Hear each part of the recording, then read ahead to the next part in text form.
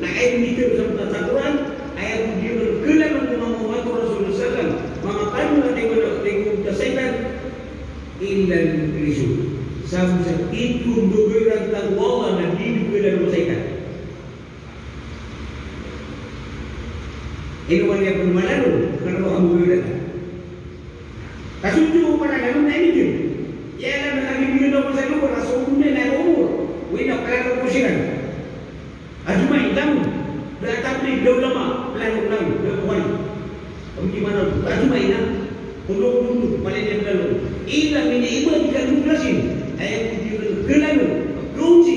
askori berlaki kusi jadi sama na kaya lang sa pagi kelas aku bagi pagi kelas malu ke malah rosekan baik saja sudah tadi di duit nakapatag pakai kesehatan ano hindi risiko nanti orang terdekat ikatlo saya sudah sa lugar ko na wamin buwa na yusma ya karena dia mapagpunan sa buwan na diterima ay na mga pangyan diterima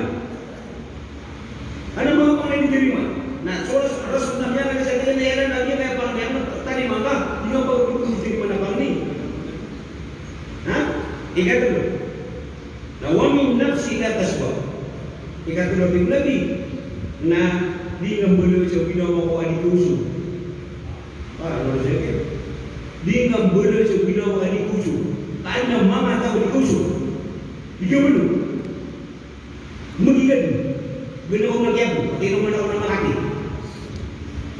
ha gibdal oh kaya mo sa tanwe ginawa kaya kasuwat tulong ko mga paggawa ko balik-lipat yang mga itu mga patalas sa tanong sa mga pagod na ba Assalamualaikum warahmatullahi wabarakatuh.